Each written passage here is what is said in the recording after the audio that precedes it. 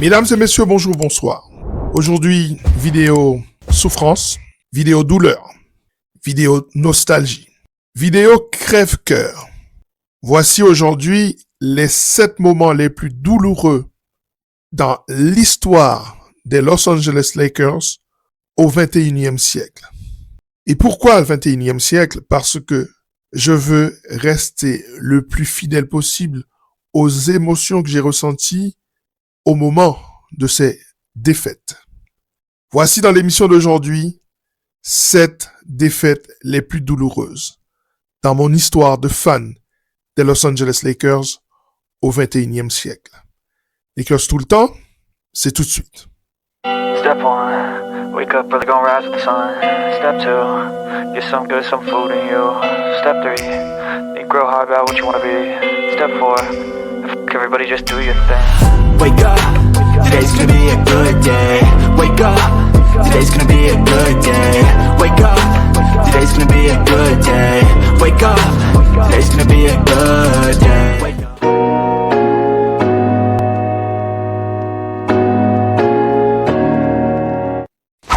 Nous sommes le 6 juin 2004. Les Los Angeles Lakers sont face aux Pistons de Détroit. Pour beaucoup, aveuglés comme moi par la dynamique du moment, les Lakers qui viennent de sortir les Minnesota Timberwolves en finale de conférence et qui ont vu Karl Malone faire un travail magnifique sur le MVP de la saison, à savoir Kevin Garnett, eh bien normalement, les Lakers vont battre l'équipe des Pistons de Détroit. Dans cette équipe des Los Angeles Lakers, il y a 4 futurs Hall of Famers. Shaq, Kobe, Malone et Gary Payton. Gary Payton qui vient de sortir vivant d'une série extraordinaire, une belle série face à San Antonio. Pour rappeler rapidement le contexte, lors des 2 premiers matchs face à San Antonio, les Lakers n'ont pas existé. Et Gary Payton a fait son âge face à un prodige meneur de San Antonio, à savoir Tony Parker. 2-0 pour l'équipe des Spurs. On pense que c'est fini pour Los Angeles. Et dès le 3e match à domicile, Los Angeles élève le niveau de jeu, revient à 1-2 et ensuite 2-2 dans une masterclass défensive de l'équipe de Phil Jackson. Et puis, la série shift du côté de San Antonio. Les Lakers vont gagner sur le fil, sur ce fameux buzzer beater de Derek Fisher, avant de terminer la série à domicile. Là encore, dans une masterclass défensive de la part des Los Angeles Lakers. Les Lakers sont donc prêts. Ils vont battre Détroit. Or, dès le début de la rencontre, premier match de la série, eh bien, on a l'impression que les choses ne vont pas se passer comme ça. D'abord, Détroit a dit, Kobe et Shaq peuvent nous battre, surtout Shaq, mais tout le reste va être muselé. Et de fait, au bout de la première mi-temps, on a bien compris que ça va être très difficile pour les Lakers face à cette équipe. Une équipe qui défend extrêmement bien. C'est la meilleure défense que j'ai vue de ma vie.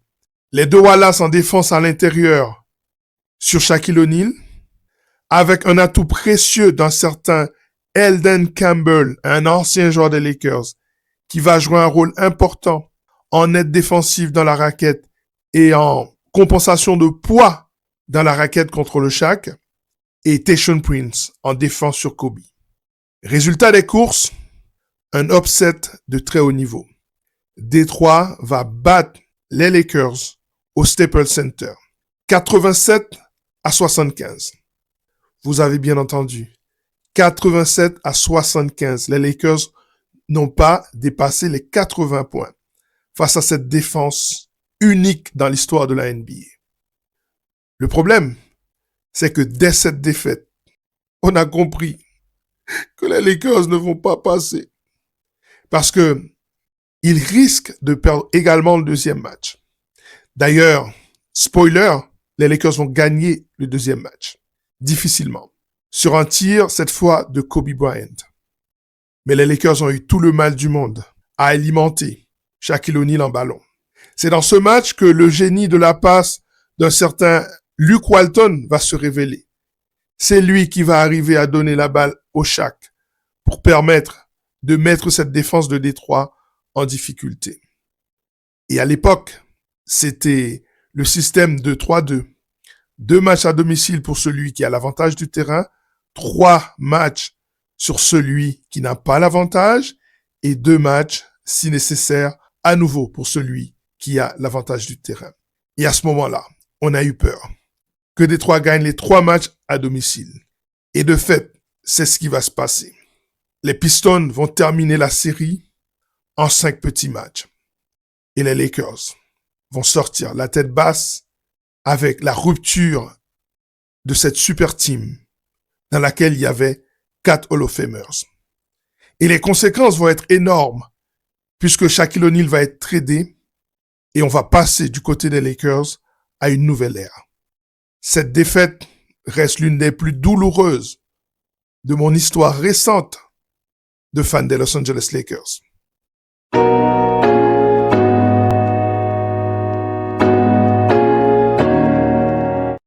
Nous sommes le 15 mai 2003.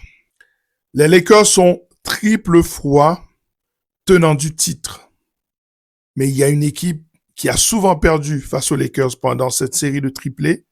Ce sont les Spurs de San Antonio. Et qui décide cette année-là, en 2003, de mettre fin à cette suprématie de LA. Les Spurs gagnent les 2 premiers matchs. Les Lakers répliquent en égalisant à 2 partout. Au 5e match, les Spurs prennent le dessus. Et arrive ce fameux 15 mai 2003, le match 6 au Staples Center. Et les Lakers doivent égaliser pour permettre à leurs rêves de se poursuivre. Mais les choses ne vont pas du tout se passer comme cela. L'égalisation tant escomptée ne va pas arriver puisque les Spurs vont marcher sur les Lakers. 110-82. Encore un tout petit score pour les Lakers. Les Spurs montrent les muscles. Robert Horry, dans ce match 6, va rater 5 shoots à 3 points et les Lakers ne s'en remettront jamais.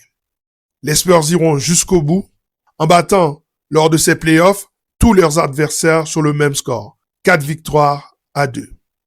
Quant aux Lakers, c'est la fin de cette suprématie sur la NBA. Et c'est la fin de l'invincibilité de ce duo Shaq-Kobe. Les Spurs vont reprendre le dessus et pousser les Los Angeles Lakers à des changements majeurs, notamment le fait de ne pas signer Robert Horry et aussi le fait d'aller chercher à la fois Karl Malone et Gary Payton pour former aux Los Angeles Lakers une super team qui ne rêve que de titres.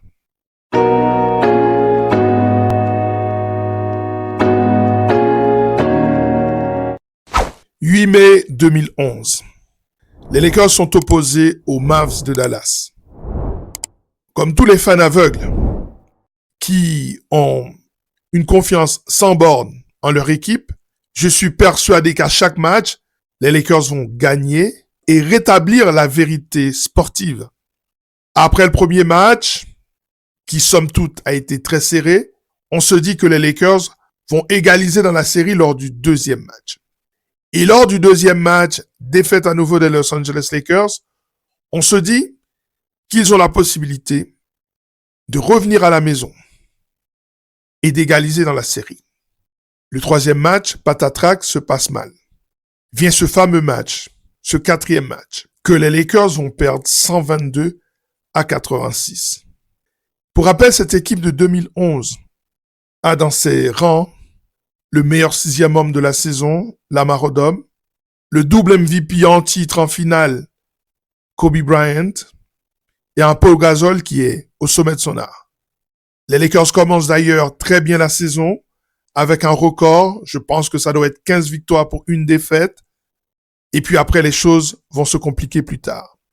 Elle va finir par se qualifier et se retrouver face à cette équipe de Dallas, qui à ce moment précis ne donne pas l'impression qu'elle est aussi une super team, avec un Dirk Nowitzki au sommet de son art, qui va marcher sur la conférence Ouest.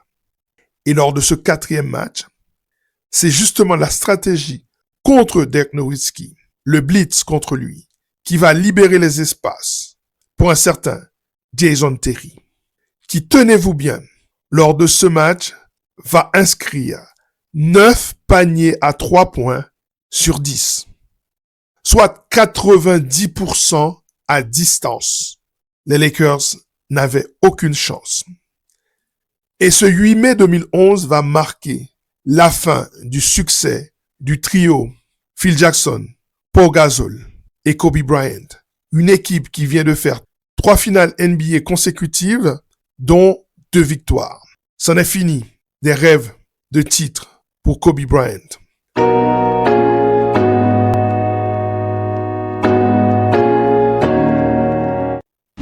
Nous sommes le 22 mai 2023. Les Lakers ont surpris tout le monde. En sortant du play-in, ils ont su se hisser à la finale de conférence. Et face aux Denver Nuggets de Nikola Jokic et de Jamal Murray, le bas blesse lors du premier match. Il blesse au second match et blesse au troisième match. 3-0 donc pour les Nuggets. Et je suis encore persuadé qu'on va remonter la pente. Arrive ce 4e match et la stratégie des Lakers est enfin celle que je souhaitais. LeBron James, à l'intérieur de la raquette, va cibler les défenseurs les plus faibles des Nuggets, à savoir Michael Porter Jr. et Jamal Murray.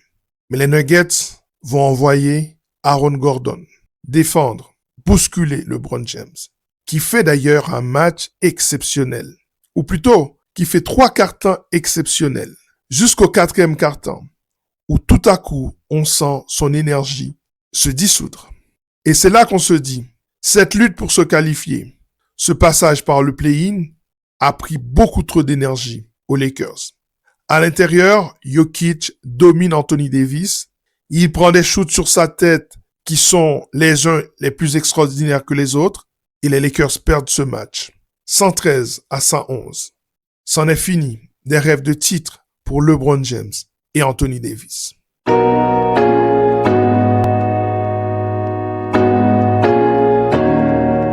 29 avril 2024, un peu moins d'un an après l'élimination des Los Angeles Lakers. Cette fois, les Nuggets mènent 3-1.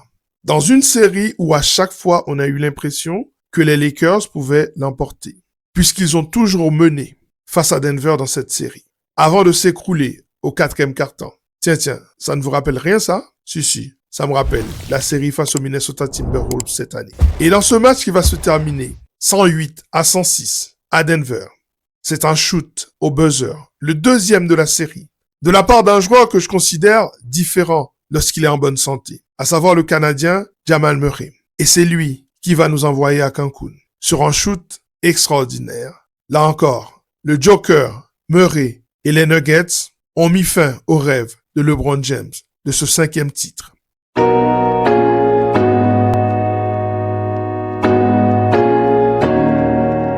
Ça va se terminer 126-118. Le 4 mai 2006, peut-être le plus grand crève-cœur de mon histoire de fan des Los Angeles Lakers. Les Lakers mènent 3-2 face aux Suns de Phoenix, dans une série au couteau entre les deux équipes, où selon moi, Kobe Bryant va montrer qu'il est l'un des meilleurs joueurs de l'histoire. Parce que les Lakers mènent 3-1 dans cette série. Après un match 4 où Kobe Bryant a mis 2 buzzer beaters. Le premier pour envoyer le match en prolongation et le deuxième pour gagner cette rencontre au Staples Center. L'une des images les plus mythiques de la carrière de Kobe. Kobe Bryant qui a amené 7 équipes des Lakers en playoff, en terminant 7e de cette conférence Ouest, en gagnant une 50aine de matchs. Comment Kobe a-t-il fait pour prendre cette équipe et l'amener en playoff? Non seulement ça, pour mettre en difficulté l'un des favoris de la saison. Parce que il ne faut pas oublier ce que c'était Steve Nash, MVP en titre, et les Suns de Mike D'Antoni, avec Amar'e Stoudemire, Sean Marion, Raja Bell, Tim Thomas. C'est une équipe qui joue le titre avec San Antonio. Et tenez-vous bien, dans l'équipe de Los Angeles, écoutez seulement le 5 de base. J'ai bien dit le 5 de base, pas le banc. Kwame Brown, l'un des pires pivots de l'histoire du basket. Lamar Odom, qui est un excellent joueur all-around player, mais c'est surtout en 6e homme qu'il a conçu sa légende, aux Lakers notamment. C'est d'ailleurs le seul joueur digne d'un 5 de base, après Kobe Bryant dans l'équipe. Mais c'est pas fini. Sur le poste 3, c'est Luke Walton, le titulaire. Luke Walton. Sur le poste 2, bien sûr, le Black Mamba, Kobe Bryant. Mais peut-être le poste le plus choquant de cette équipe, c'est le poste 1. Parce que là, sans doute, le pire meneur de ces années en NBA, à savoir Smoosh Parker. Smoosh Parker est le meneur des Los Angeles Lakers. Et sur le banc, il y a des mecs comme Brian Cook, Devin George. Soit la pire équipe qui ait fait les playoffs de l'histoire. Et cette équipe va pousser les Suns de Phoenix dans leur dernier retranchement. Arrive ce match 6 que les Suns doivent gagner. Les Lakers mènent au Staples Center 105-102. Un shoot est pris, le rebond tombe dans les mains des Suns, la balle est ressortie pour Tim Thomas qui égalise et envoie le match en prolongation. Ce shoot reste pour moi le plus grand coup de poignard que j'ai reçu en tant que fan des Los Angeles Lakers, qui était sur le point d'éliminer les Suns de Phoenix dans l'un des plus grands upsets de l'histoire de ce sport. Au final, les Suns vont reprendre le dessus et vont terminer ce match. 126-118. C'en est fini pour ce rêve de plus grand upset de l'histoire. Malgré les 50 points de Kobe Bryant, les Suns égalisent à 3-3 avant de finir la série à Phoenix. L'un des pires moments de ma vie de fan des Los Angeles Lakers.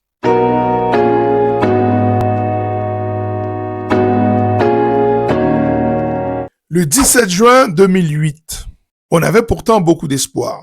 On venait de remporter le 5e match à la maison pour revenir à 2-3 dans la série.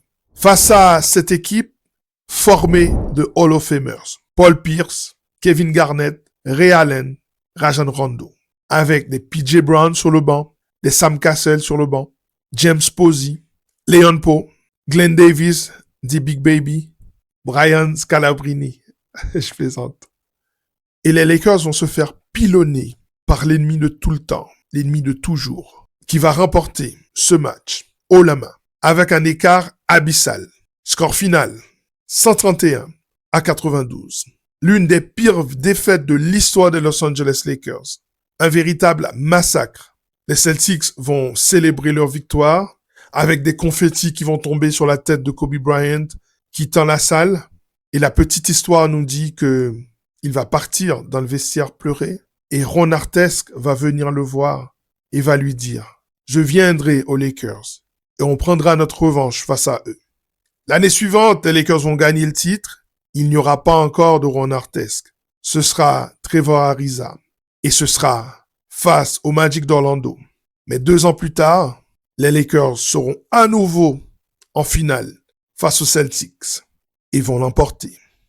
Mais ça, ce sera pour une autre vidéo. Une vidéo sur les 7 plus belles victoires des Los Angeles Lakers au 21e siècle.